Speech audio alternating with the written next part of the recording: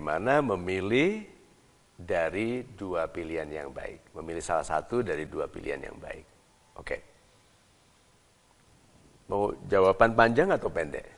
Jawaban dua-duanya, Pak. Pendek dulu ya. Pendek dulu, Pak. Pilih saja. Tahu kenapa? Dua-duanya baik. Itu loh, aneh sekali. Pak Mario, bagaimana caranya saya memilih antara dua pilihan yang sama baiknya? Pilih saja. Kenapa? Dua-duanya baik. Tapi, gitu kan? Nah, ini jawaban panjang. Kalau sudah, tapi, gitu. Tapi apa? Gitu kan? Tapi apa? Ini kan. Nah, berarti, ini yang harus disimpulkan. Berarti tidak sama baiknya. Itu loh, banyak orang itu menggunakan alasan yang tidak masuk akal. Kalau sama baiknya, pilih salah satu, nggak mungkin salah. Tapi begitu dikatakan pilih, tapi Pak, tuh, berarti tidak sama baiknya. Karena kalau sama baiknya tidak ada kata tapi. Ambil satu, kalau baik, terbukti kemudian salah, tinggal dibatalkan, pilih satu lagi. Iya, kalau beli TV Pak bisa begitulah. Kalau menikah bagaimana? Gitu toh? Kalau beli TV nggak bagus, ganti TV yang ini. Lah kalau menikah, gitu, dua wanita, gitu. Saya pilih yang mana Pak Mario? Gitu. Yang satu pintar masak, yang satu pintar nari. Gitu. Sama-sama baiknya Pak. Itu pilihan yang bisa diputuskan dengan mudah atau tidak? Yang satu pintar masak, satu pintar nari. Sama-sama baiknya. Kalau bilang pilih salah satu, sama-sama baiknya, salah. Karena ini jawaban panjang. Satu suka yang pandai masak, satu pintar nari. Pertanyaannya sekarang, Anda sebagai suami lebih suka melihat istri menari atau memasak? Itu dia. Memasak, good. Kalau gitu pilih yang mana? Yang bisa masak Pak. Tapi sudah teruskan. Tapi, nah, berarti apa? Berarti dia mau dua-duanya. Karena dia mau dua-dua bukan orangnya, dua-dua kualitasnya. Berarti istri sebagai penyedia kualitas kehidupan yang baik dalam perawatan kesehatan suaminya, tapi juga sebagai penggembira yang membuat suaminya tersentuh di hati, bilang istriku indah sekali, tariannya gerakannya. Nah, sekarang karena ini termasuk jawaban panjang, pertanyaan gini, yang memberikan keuntungan paling besar jangka panjang yang mana?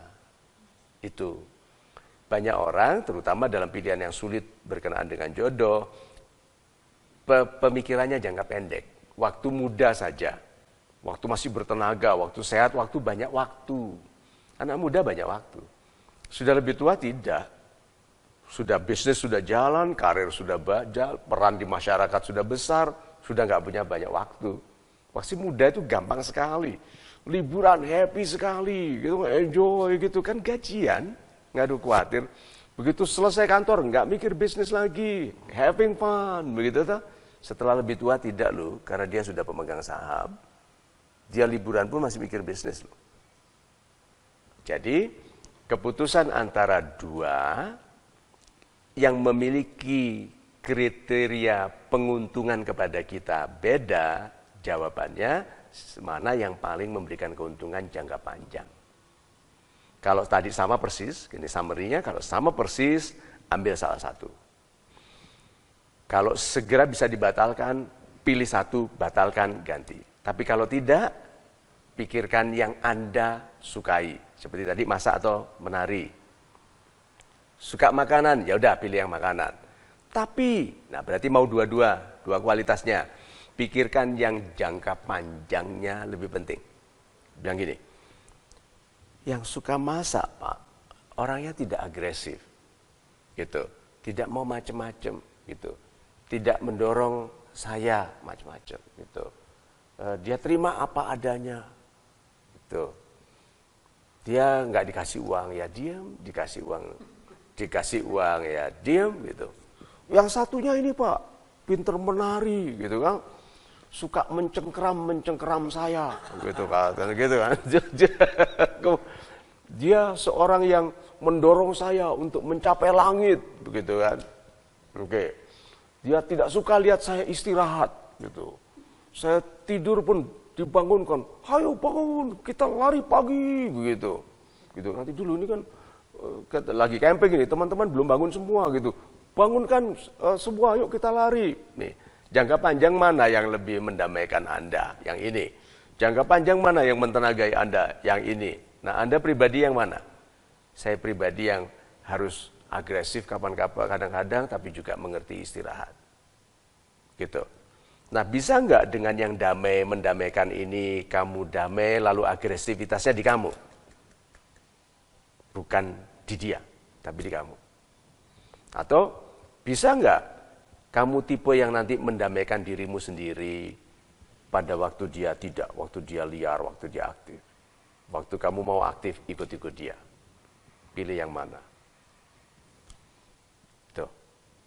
Kalau keluarga, pernikahan itu untuk ketentraman. Bukan untuk rame-ramean. Pilih mana? Gitu. Wanita yang tidak cantik, gitu, tetapi kelihatannya setia. Sama yang cantik, tapi yang sayang sama semua orang. Gitu. Yang akrab kepada orang yang baru dikenalnya. Atau orang yang GR. Tuh, dua-duanya disukai, dipertimbangkan. Ya, pertama kali harus diingatkan. Ini yang penting ya. Yang hidup dalam keputusan Anda adalah Anda. Tuh. Yang hidup dalam keputusan Anda. Saya tidak katakan yang memilih Anda, yang memutuskan Anda. Salah satu kalimat paling cerdas dalam menasihatkan pilihan adalah itu tadi. Yang hidup dalam keputusan Anda itu Anda. Jadi keputusan sebagai laki-laki dewasa, wanita dewasa, itu sudah bukan lagi pilih baik atau enggak, enak atau enggak, benar atau enggak. Hidup. Kita itu begitu milih harus hidup di dalam pilihan. Jadi nasihat yang diberikan oleh seorang motivator atau oleh siapapun hanya memberikan pertimbangan untuk memutuskan sendiri. Tapi pada akhirnya yang harus hidup di dalam kualitas pilihannya adalah orangnya. Nah, anjuran saya sebagai penasihat adalah pilihlah yang menjadikan Anda hidup dalam kedamaian. Karena segala sesuatu tumbuh di atas kedamaian. Damai, karirnya baik, bisnisnya lancar, nama besarnya di publik tumbuh, itu di atas kedamaian. Itu.